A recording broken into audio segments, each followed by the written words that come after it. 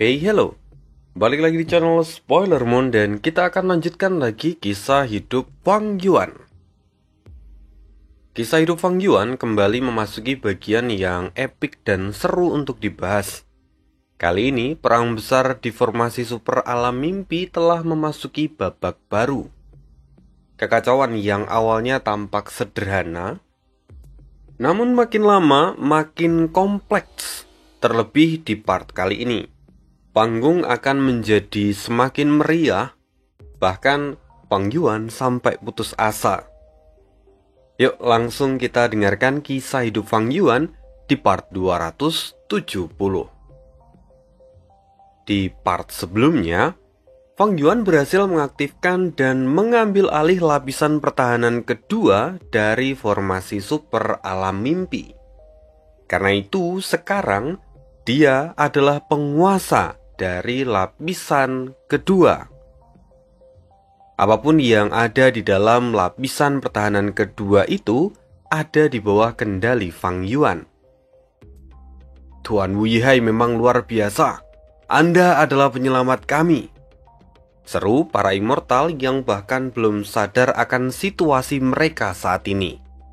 Sementara itu, di sisi lain, kepanikan terjadi di sisi sekte bayangan. Bagaimana mungkin? Kenapa kami tidak berhasil menerobos? Semuanya tidak berjalan seperti yang direncanakan oleh Raja Sejati Gunung Ungu. Dan saat ini, Raja Sejati Gunung Ungu pun bingung. Dia berada di tepian formasi alam mimpi dan masih menyembunyikan dirinya. Pikirannya benar-benar kacau kali ini. Sial. Cikui sudah kehilangan kesadarannya, tapi kenapa formasi ini masih berdiri dengan kokoh? Ini sungguh merepotkan. Raja Sejati Gunung Ungu dan juga orang-orang dari sekte bayangan telah kehilangan peluang terbaik mereka untuk menghancurkan formasi super alam mimpi. Jadi, pada akhirnya mereka tidak punya pilihan lain selain menyerang. Akhirnya, Raja Sejati Gunung Ungu mulai membuat pengaturan dan mengaktifkan sebuah formasi besar. Ini adalah rencana cadangan kedua dari sekte bayangan. Segera, ribuan gu mulai terhubung dan cahaya pelangi menembus ke langit. Aura yang agung jatuh seperti penghakiman ke atas formasi super alam mimpi. Meski begitu, rupanya serangan ini bukanlah serangan fisik. Dan oleh karena itu formasi super alam mimpi pun bahkan tidak terlihat bergeming. Namun setelah itu perubahan besar mulai terjadi. Fang Yuan yang berada di tengah formasi seketika merasakan perasaan yang buruk. Apa yang terjadi? Gerakan pembunuh apa ini? Tunggu. Gerakan ini tidak menargetkan formasi super alam mimpi, melainkan alam mimpi itu sendiri. Dan seketika, alam mimpi yang sebelumnya sudah terbentuk di sana mulai menyusut dan seperti terkurung di dalam sebuah kepompong cahaya. Para immortal pun panik. Astaga, metode apa ini? Kenapa semua alam mimpi berubah menjadi kepompong? Apakah ini gerakan pembunuh dari jalur mimpi? Tapi siapa yang menggunakannya? Mungkinkah itu adalah orang-orang dari jalan iblis? Semua orang mulai berbincang satu dengan yang lain. Di antara mereka, salah seorang ahli dari klan Xiao melihat sinis ke arah Fang Yuan. Dia berkata, "Sudah aku katakan bahwa bisnis perjalanan ke alam mimpi itu adalah ide yang buruk. Mereka pasti telah memanfaatkannya dan kemudian membuat semua ini menjadi kacau." Mendengar perkataan itu, banyak orang yang juga ikut melihat ke arah Fang Yuan. Sebelumnya mereka sangat berterima kasih pada Fang Yuan, tapi sekarang mereka seolah meminta pertanggungjawaban dari Fang Yuan yang telah menjalankan bisnis perjalanan ke alam mimpi. Bade yang melihat semua ini berteriak, Diamlah. Kalian hanya memperkeruh suasana. Bade tahu bahwa saat ini Fang Yuan memiliki peran paling besar di tempat ini. Jadi tidak etis kalau misalnya mereka menyalahkan Fang Yuan. Namun, kalau Bade itu hanya membentak mereka, tapi Fang Yuan melakukan sesuatu yang lebih kejam. Hanya dalam sepersekian detik, orang-orang dari klan Xia yang tadi membuat keributan langsung dikirim keluar formasi. Yang dikirim keluar formasi ini hanya sebagian, sementara anggota dari klan Xia yang lain masih ada di dalam formasi. Dan tentu, tindakan Fang Yuan kali ini membuat semua orang yang ada di sana terkejut. Lagi-lagi, mereka yang berasal dari klan Xia yang masih tersisa di dalam formasi berseru, "Tuan Wu Yihai, apa yang kau lakukan?" Fang Yuan berkata, "Orang-orang yang memiliki niat buruk dan menabur perselisihan tidak layak ada di sini.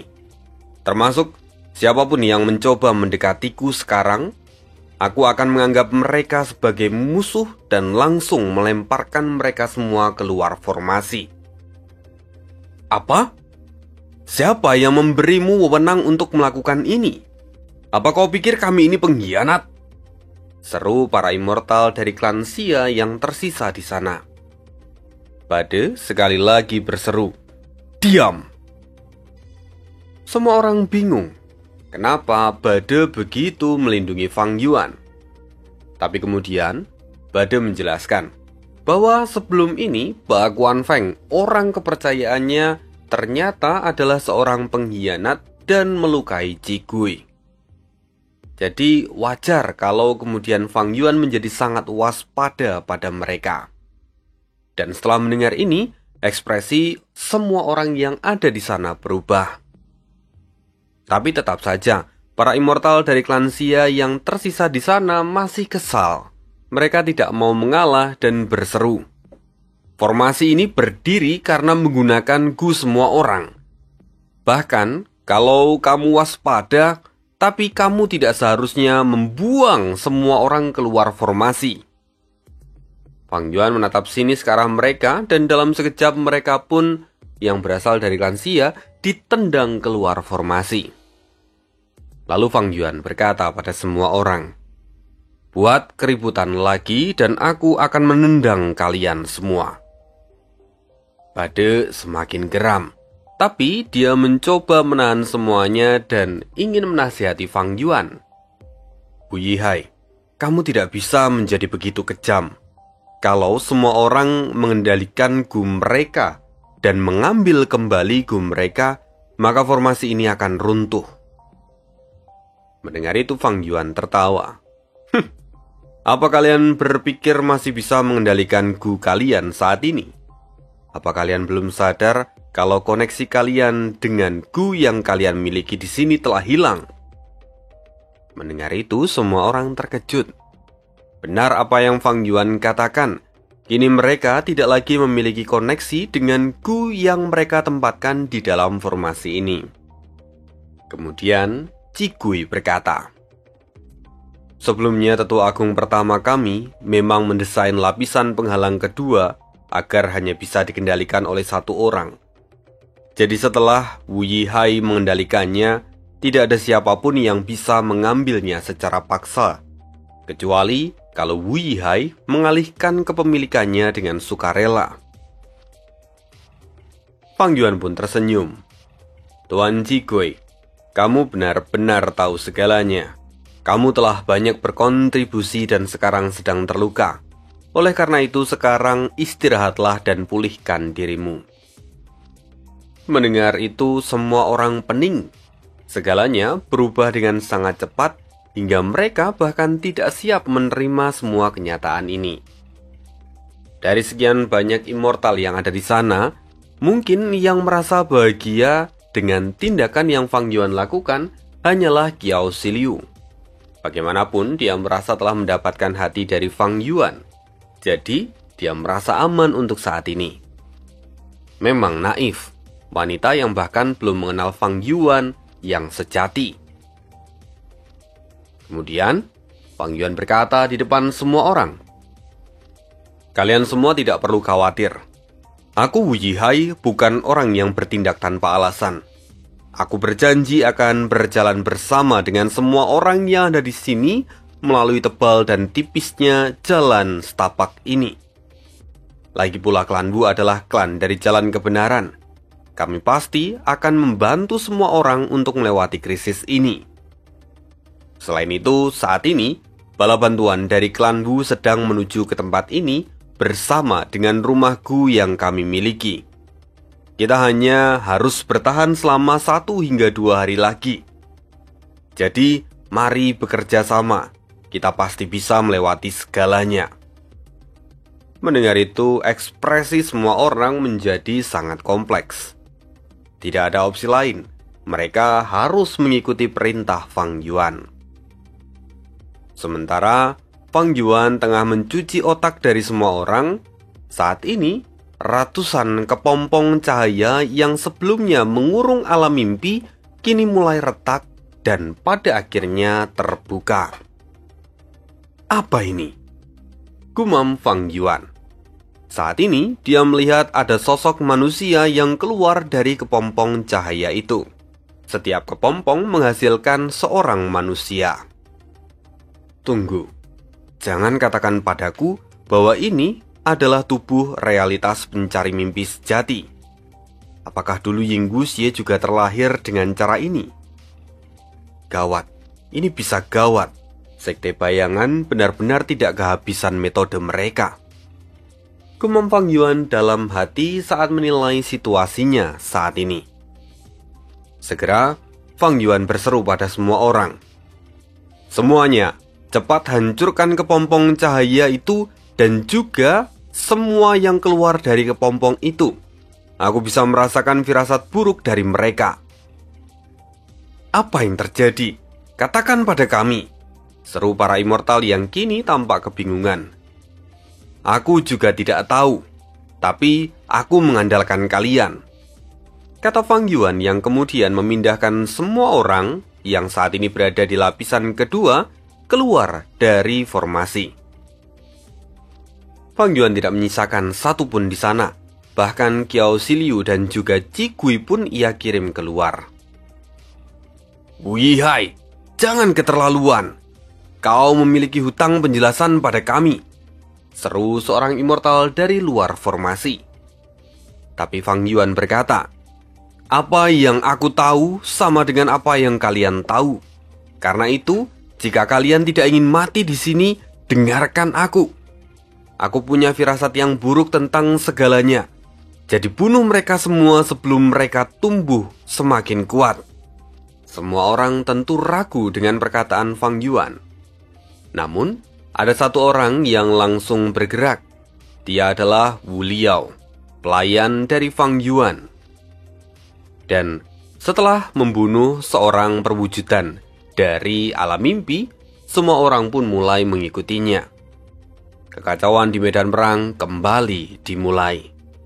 Sementara itu, orang-orang dari sekte bayangan kembali memberi komando dan mengerahkan para ahli dari jalan iblis untuk ikut terjun dan melindungi para perwujudan dari alam mimpi itu.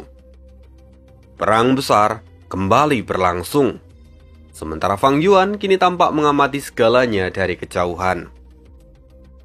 Tubuh utama dari Yang Mulia Iblis Jiwa Spektral ada di dalam alam mimpi. Sekte bayangan telah merencanakan segalanya dengan sangat baik. Mereka bahkan menciptakan tubuh realitas pencari mimpi sejati untuk mengaburkan visi semua orang. Dengan begitu, mereka bisa menyembunyikan tubuh sejati dari Yang Mulia Iblis Jiwa Spektral lalu memindahkannya ke tempat yang lain. Mereka benar-benar pandai, gumam Fang Yuan. Sekarang dia pun tidak bisa diam saja. Dia mulai memanipulasi formasi super itu dan menyerang tubuh realitas pencari mimpi sejati yang ada di dekat formasi. Meskipun formasi ini bukanlah tipe formasi penyerangan, namun kekuatannya cukup baik untuk melawan tubuh realitas mimpi yang baru saja terbentuk. Selain itu, Fang Yuan juga menghancurkan kepompong cahaya yang mengurung alam mimpi. Akhirnya, pertarungan berlangsung untuk beberapa waktu. Fang Yuan mengamati.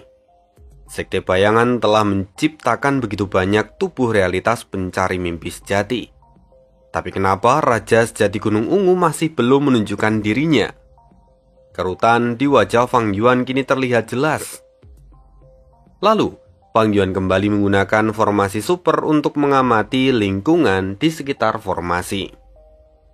Sayangnya, Fang Yuan tidak bisa menemukan keberadaan dari Raja Sejati Gunung Ungu. Tapi pencarian ini tidak sia-sia, karena dia memiliki temuan yang lain. Sepertinya tubuh realitas pencari mimpi sejati ini berbeda dengan milik Ying Wuxie. Tampaknya aku harus menangkap beberapa orang dan memeriksa mereka. Fang Yuan lalu menggunakan formasi super alam mimpi untuk menangkap beberapa tubuh fana yang baru terbentuk. Dan selama beberapa waktu Fang Yuan mengamati, dia berhasil memverifikasi dugaannya. Ternyata kultivasi tubuh ini tidak tumbuh seperti Ying Wuxie di masa lalu. Sejak mereka lahir, mereka mendapatkan kultivasi seperti saat mereka berada di alam mimpi. Maka, tidak heran kalau ada yang berada di ranah fana ataupun immortal saat mereka baru terlahir. Selain itu, semakin tinggi kultivasi mereka, maka umur mereka semakin pendek. Kalau kalkulasiku tepat, mereka yang ada di alam fana mungkin bisa bertahan selama 2 hingga 3 tahun. Sementara ahli peringkat 6 hanya beberapa hari, dan ahli peringkat 7 hanya bisa bertahan selama beberapa jam. Kalau dibandingkan dengan Ying Wuxie, kualitas mereka sangat-sangat jauh berbeda. Namun, ini juga menjelaskan kenapa di masa perang itu Sekte Bayangan tidak mewujudkan banyak tubuh realitas pencari mimpi sejati.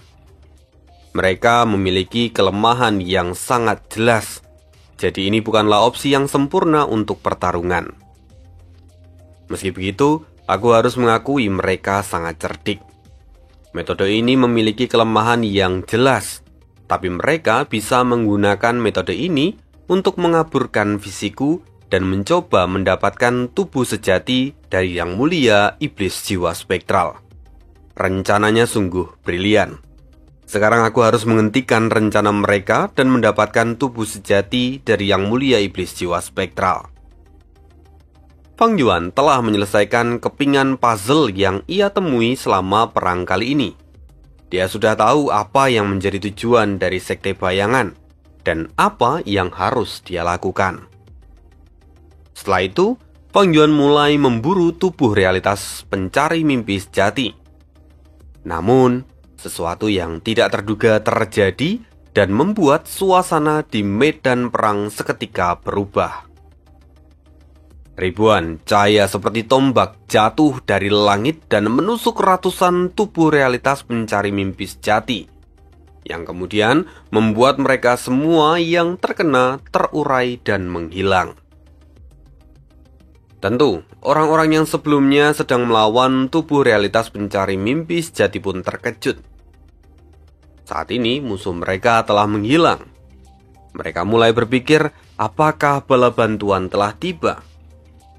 Semua orang pun terkejut karena setelah itu pelaku dari serangan ini akhirnya menunjukkan eksistensinya. Kini di langit terlihat sebuah menara turun dengan cahaya keemasan. Semua orang tentu familiar dengan wujud ini, karena seluruh duniaku tentu pernah melihat penggambarannya. Inilah wujud menara pengadilan surgawi. Para ahli dari jalan kebenaran di perbatasan selatan kini menjadi bingung. Menara pengadilan surgawi datang ke perbatasan selatan lagi? Apa yang mau mereka lakukan? Apakah mereka hendak menjadi sekutu bagi kita sekarang? Sementara itu, para ahli dari jalan iblis kini mulai bergidik ketakutan. Bahkan tidak sedikit dari mereka yang mulai melarikan diri. Begitu juga, saat ini Raja Sejati Gunung Ungu tampak terlihat masam. Tak lama setelah itu, seorang laki-laki parubaya melayang keluar dari dalam menara. Dia tampak begitu tegas dengan 2 tanduk di kepalanya, serta jubah yang berkibar tertiup angin.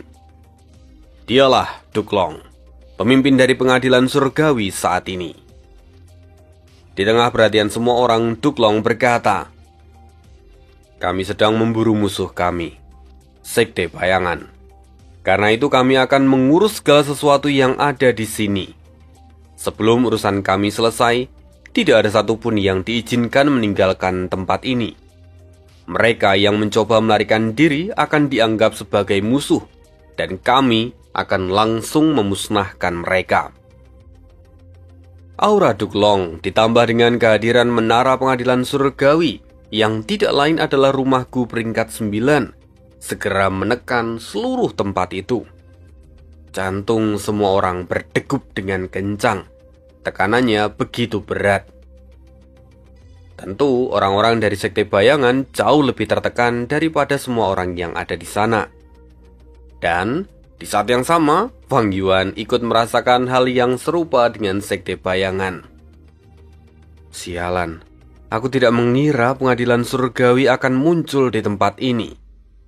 Mereka bahkan telah selesai memperbaiki menara pengadilan surgawi. Sialan, berapa banyak peringkat 8 yang mereka bawa kali ini? Ekspresi Fang Yuan pun tampak masam. Di sisi lain, Raja sejati Gunung Ungu sudah mempertimbangkan keadaan ini. Dia pun mentransmisikan suaranya. "Zuo Yehui, sesuai kesepakatan kita, sekarang musuhmu ada di sini. Apalagi yang kau tunggu? Mereka adalah pengadilan surgawi." Pengadilan surgawi! Seketika amarah Zuo Yehui meningkat. Dia memiliki dendam pada pengadilan surgawi, karena di masa lalu dia pernah terluka oleh karena pengadilan surgawi. Jadi sekarang Zuo Yehui sangat ingin memakan mereka. Tanpa basa-basi, Zuo Yehui lompat dan menyerang menara pengadilan surgawi. Sementara itu, Peri Ziwei adalah orang yang mengendalikan menara pengadilan surgawi saat ini. Dia segera mengaktifkan metode terkuat milik menara pengadilan surgawi. Gerakan pembunuh cahaya penghakiman. Serangan ini adalah serangan yang dipakai pengadilan surgawi ketika dulu menyerang Gunung Yitian, sebelum Fang Yuan menggunakan Spring Autumn Cicanda di kehidupannya sebelumnya. Zuo Yehui yang berlari ke arah menara pengadilan surgawi pun langsung ditelan oleh cahaya penghakiman. Namun, karena ini adalah serangan dengan area yang luas, cahaya penghakiman juga mengenai para immortal yang ada di bawahnya. Efeknya, tidak ada yang bisa bertahan. Mereka semua yang terkena cahaya penghakiman dimurnikan dalam sekejap dan menghilang dari muka bumi. Ini memang metode yang terkuat dari menara pengadilan surgawi. Bagaimanapun memang menara pengadilan surgawi adalah rumahku peringkat 9. Sudah sangat jelas kalau kekuatannya mengerikan. Tapi sayangnya yang hilang hanyalah para immortal yang ada di bawah. Sementara Zuo Yehui dia tidak ikut dimurnikan. Dia kini terlempar dan lukanya terlihat parah. Sebagian tubuhnya terlihat berlubang. Peri Ziwei pun terkejut ketika melihat hal ini. Terlebih, setelah cahaya itu menghilang, regenerasi dari Zuo Yehui ternyata sangat cepat. Ini bahkan jauh lebih cepat dari regenerasi binatang buas abadi pada umumnya. Sekarang, Peri Ziwei menyadari ada dua kejanggalan yang terlihat. Pertama, Zuo Yehui bisa bertahan, dan yang kedua, regenerasi Zuo Yehui adalah regenerasi tingkat tinggi. Tentu itu menjadi pertanyaan bagi Peri Ziwei. Akhirnya, dia mengulurkan tangan kanan dan segera papan catur terbentuk. Ini adalah papan catur konstelasi bintang yang ditinggalkan oleh Yang Mulia konstelasi bintang. Peri Ziwei dapat melakukan penerawangan dan segera menemukan jawaban yang ia cari menggunakan papan ini.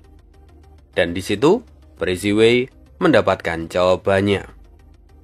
Seperti yang kuduga, Zuo Yehui ternyata diperkuat oleh Sekte Bayangan. Dia mendapatkan metode untuk menahan cahaya penghakiman dan juga regenerasi tingkat tinggi. Mereka memang benar-benar layak menjadi musuh kehendak surga. Mereka sudah menyiapkan segalanya, gumam Perisi Wei. Zuo Yehui yang akhirnya pulih kini tidak menunggu waktu lama kembali menyerang menara pengadilan surgawi. Tetapi Perisi Wei telah menyelesaikan rangkaian aktivasi cahaya penghakiman yang kedua. Serangan itu memang tidak lebih kuat, namun karena efeknya bertumpuk dengan yang sebelumnya, Zuo Yehui sampai dibuat jatuh dan menghantam tanah. Tubuhnya lagi-lagi rusak.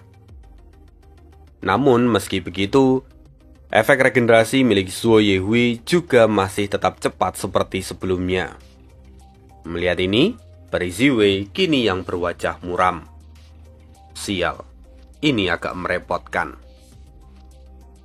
Untuk saat ini, Perisi Wei tidak bisa menggunakan cahaya penghakiman terus-menerus karena kondisi dari Gu Nasib yang masih terluka. Kalau dia memaksakannya sekali lagi, maka luka dari Gu Nasib akan menjadi semakin parah. Dan dalam satu hari, dia hanya bisa menggunakan cahaya penghakiman sebanyak 2 kali. Maka, sekarang kalau Zuo Yehui masih bangun, mereka harus bertarung lawan Zuo Yehui menggunakan metode yang lain. Sementara itu, saat ini Duklong berdiri di langit, di tepian formasi super alam mimpi. Duklong berseru, "Keluarlah, kau tidak bisa bersembunyi dari mataku." Setelah mengatakan itu, seorang laki-laki tua berjubah ungu keluar dari persembunyian. Sepertinya kita harus mengakhiri ini dengan cara lama. Laki-laki itu tidak lain adalah Raja Sejati Gunung Ungu. Dia akhirnya menunjukkan diri. Lalu tanpa basa-basi, keduanya langsung mengaktifkan rangkaian Gu Immortal yang kemudian disambung dengan gerakan pembunuh abadi milik masing-masing. Pertarungan itu bagaikan 2 meteor yang saling bertabrakan satu dengan yang lain. Sungguh sangat mengesankan. Puncak dari peringkat 8 bertarung dengan serius. Sementara itu, Fang Yuan yang melihat segalanya dari dalam formasi berkeringat dingin. Dia menyadari bahwa dia telah jatuh terlalu jauh di dalam perangkap ini. Sialan, kehendak surga. Dia benar-benar merencanakan segalanya dengan begitu baik. Fang Yuan merasakan tekanan yang luar biasa. Bahkan kornea matanya sampai mengecil karena terkejut. Lalu tidak lama setelah itu, Fang Yuan mendengar sebuah suara. Suara itu rupanya berasal dari sebuah gu yang melayang di luar formasi. Suara itu berkata, "Formasi gu ini tidak buruk, tapi sayang semuanya terdiri dari gu pinjaman. Nak, aku bisa menghancurkan formasi ini jika aku mau. Tapi sebelumnya, aku akan memberimu satu kesempatan. Menyerahlah, dan aku akan membiarkan mayatmu tetap utuh. Aku juga akan menuliskan kisah hidupmu agar menjadi sejarah di dalam garis keturunan kami. Setidaknya, itu adalah apa yang bisa kami lakukan dari orang yang dipilih oleh kehendak surga. Andai saja kau tidak berkhianat di akhir, kau pasti akan disebut sebagai pahlawan oleh generasi kami." Suara itu rupanya adalah suara milik Perisi Wei. Dia dengan sengaja mengirimkan gu pesan itu pada Fang Yuan guna menggertak Fang Yuan agar menyerah. Mendengar ini, Fang Yuan semakin yakin bahwa semua ini memang adalah skema dari kehendak surga. Karena saat ini, meskipun dia menggunakan wajah familiar, ternyata pengadilan surgawi masih bisa mengenalinya. Siapa yang bisa melakukan ini kalau bukan kehendak surga? Sial, apa yang harus kulakukan sekarang? Jika aku menggunakan formasi ini untuk bertahan, maka aku hanya bisa menahan satu serangan pamungkas mereka. Sementara, kalau mereka bertarung menggunakan gerakan pembunuh yang lain, aku mungkin tidak akan bisa bertahan meski hanya 1 hari. Haruskah aku menggunakan sungai arus balik? Tapi kalau aku melakukannya, maka semua orang akan tahu kalau aku bukanlah Wu Yihai. Tunggu, kalau pengadilan surgawi merilis identitasku, cepat atau lambat maka semua orang juga akan tahu bahwa aku bukan Wu Yihai. Sialan, apa sungai arus balik adalah solusi yang terbaik? Tapi sebelumnya mereka sudah tahu kalau aku mengendalikan sungai arus balik. Sekte Imperial Lotus dulunya adalah pemilik dari sungai arus balik, dan mereka juga bagian dari pengadilan surgawi. Mungkin saja saat ini mereka telah menyiapkan pencegahan kalau aku menggunakan sungai arus balik. Lantas, apa yang harus kulakukan? Fang Yuan bertanya-tanya, pikirannya terus berputar. Ada banyak pikiran yang kini berbenturan dan terasa sangat kacau. Sebenarnya, Fang Yuan itu masih punya dua opsi lagi, tapi Fang Yuan tidak memasukkannya dalam pertimbangan, karena dia tahu kalau keduanya tidak akan berhasil. Pertama, sesungguhnya Fang Yuan masih punya Raja Wali, tapi Raja Walinya masih sangat muda. Di hadapan para ahli peringkat 8 dan menara pengadilan surgawi, Fang Yuan pasti akan tetap tertangkap meskipun menggunakan Raja Wali. Di sisi lain, kalaupun Fang Yuan ingin mempercepat pertumbuhan Raja Wali, dia tidak punya kristal surgawi, makanan dari Raja Wali. Jadi itu juga tidak bisa dilakukan. Opsi pertama benar-benar tidak bisa diharapkan. Fang Yuan langsung mengabaikannya. Sementara opsi yang kedua adalah Spring Autumn Cicanda. Saat ini Fang Yuan punya Spring Autumn Cicanda dan ia segel di dalam aperturnya.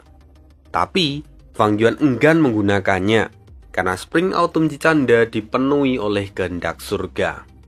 Oleh karena itu, peluang keberhasilannya benar-benar tidak pasti, bahkan mendekati 0%.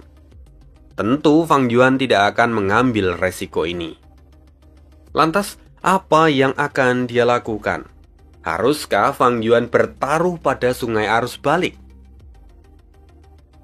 Sementara itu saat ini pertarungan antara Zuo Yehui dengan menara pengadilan surgawi, serta pertarungan antara Duklong dan Raja Sejati Gunung Ungu masih terus berlanjut. Ketika mereka bertukar pukulan, para immortal yang lain sudah seperti karakter figuran. Tidak ada yang bisa ikut campur atau menginterupsi. Namun mereka juga tidak bisa hanya menonton dari tepian. Karena saat ini pertarungan antara jalan kebenaran dan jalan iblis masih terus berlanjut. Waktu pun terus berputar. Fang Yuan masih bertahan di dalam formasi dan mencoba mencari solusi yang terbaik. Kemudian, dia mendapatkan sebuah pesan. Ini adalah pesan dari Wu Yong. Apa? Wu Yong dan dua orang lainnya ternyata masih hidup. Mata Fang Yuan memadat. Andaikan Wu Yihai yang ada di posisi Fang Yuan saat ini, dia pasti akan lompat kegirangan. Karena selama dia bisa bertahan 1 hari saja, keselamatannya akan terjamin.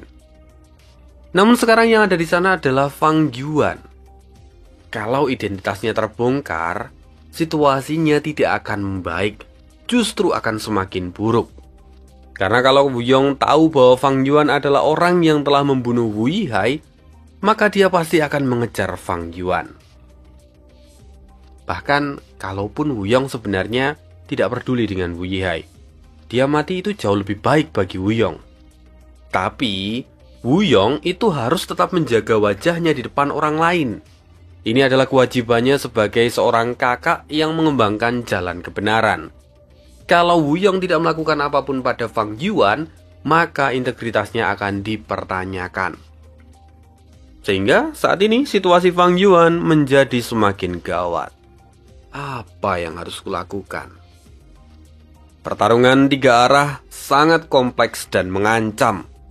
Meskipun Fang Yuan adalah seseorang yang memiliki pengalaman hidup lebih dari 500 tahun, tapi lawan yang ia hadapi memiliki usia hidup yang bahkan jauh lebih lama.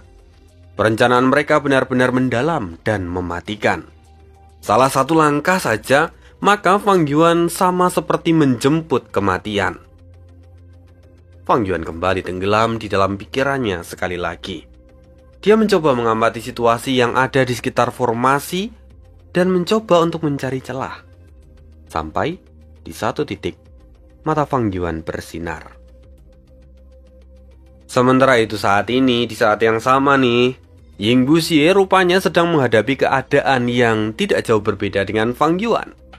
Dia telah memanggil binatang buas jiwa untuk bertahan dari serangan immortal peringkat 7 yang berasal dari klan Xia.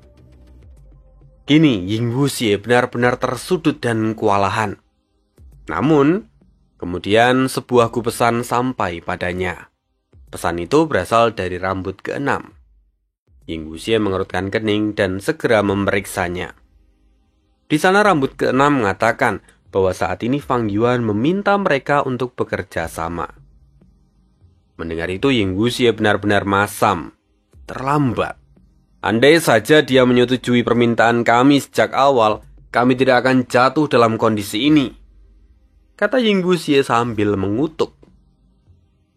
Tapi kemudian rambut ke-6 menyampaikan bahwa Fang Yuan ingin langsung bicara pada Ying Wuxie.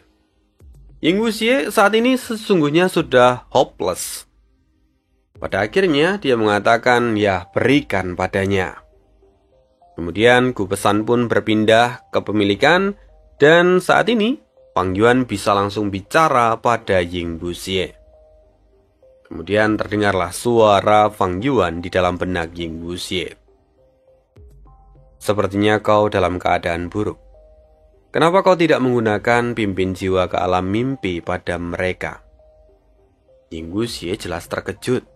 Bagaimana mungkin Fang Yuan bisa mengetahui keadaannya sekarang? Lantas Ying Wuxie pun bertanya, Fang Yuan, apa kau juga ada di medan perang ini?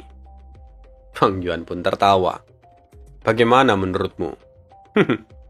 Dengarkan aku akan memberimu saran. Aku bisa menyelamatkanmu. Kau bisa berhenti memanggil binatang buas jiwa secara acak. Kau sudah menggunakannya 3 kali. Kalau kau melakukannya lagi, keadaan tidak akan membaik. Dan kau hanya akan menghabiskan esensi abadimu. Mendengar itu, Ying Wuxie bergetar. Fang Yuan, kau benar-benar ada di sini? Sejak kapan kau masuk? Apa kau ada di pihak musuh? Fang Yuan tertawa lagi. Kalau aku benar-benar menjadi musuhmu, apa menurutmu kau masih hidup saat ini? Mari hentikan omong kosong ini. Aku akan langsung saja ke intinya. Ayo, kerjasama. Kerjasama? Ying Wuxie masih terkejut. Meskipun sebelumnya dia sudah mendengar itu dari rambut ke-6. Tapi mendengarnya langsung dari Fang Yuan, itu benar-benar seperti sebuah kebohongan. Situasi Ying Wuxie saat ini sangat buruk. Bahkan sekte bayangan pun terpojok. Untuk saat ini, kalau memang dia bisa bekerja sama dengan Fang Yuan dan menyelamatkan segalanya, maka Ying Wuxie pasti akan melakukannya. Ying Wuxie menyingkirkan segala egonya dan bersikap objektif. Jadi bagaimana kau ingin bekerja sama dengan kami? Fang Yuan lalu menjawab, tenang saja. Aku akan membantu kalian terlebih dahulu. Lagi pula pengadilan surgawi juga adalah musuhku. Aku juga tidak akan bisa lepas jika hanya sendiri.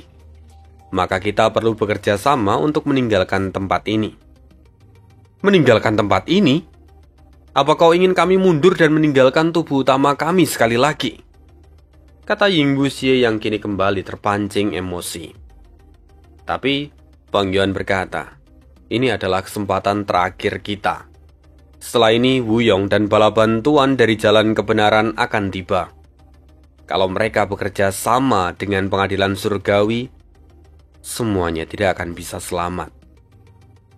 Jika yang kau pikirkan adalah tubuh utamamu, selama dia masih terjebak di alam mimpi, kita masih bisa menyelamatkannya di kemudian hari. Mendengar itu, Ying Wuxie sekali lagi terpana.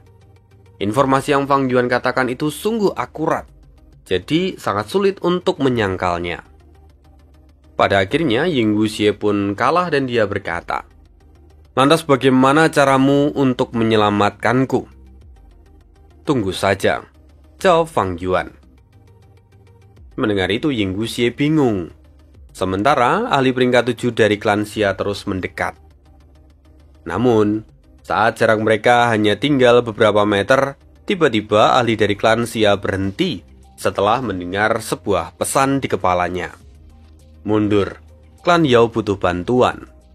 Itu adalah suara Fang Yuan. Mundur? Orang ini sudah hampir mati, kenapa aku harus mundur? Kata ahli dari klan Xia itu. Kalau kau tidak mundur, maka seluruh klan Yao yang ada di sini akan mati. Dan kalau itu terjadi, maka kekacauan pada formasi super akan terjadi dan kita semua tidak akan selamat, kata Fang Yuan. Cih, bajingan. Akhirnya ahli dari klan Xia itu pun tidak punya pilihan lain selain mundur dan meninggalkan Ying Wuxie sendirian. Melihat itu, Ying Wuxie terkejut. Bagaimana kau bisa melakukan itu? Katanya sambil mengirimkan pesan pada Fang Yuan. Dan Fang Yuan menjawab dengan acuh tak acuh. Berhenti menanyakan sesuatu yang tidak penting. Lebih baik sekarang katakan rencana cadangan kalian. Ying Wuxie hanya bisa tersenyum pahit dan menjawab, baiklah. Lalu, Ying Wuxie mulai menjelaskan rencana cadangan mereka, yang ternyata pusatnya adalah Ying Wuxie sendiri. Lantas, apakah nantinya Fang Yuan akan berhasil melarikan diri? Apakah nantinya Fang Yuan akan bekerja sama dengan Sekte Bayangan? Ya, kita akan cari tahu lagi di part berikutnya. Terima kasih, see you again in the next video dan bye.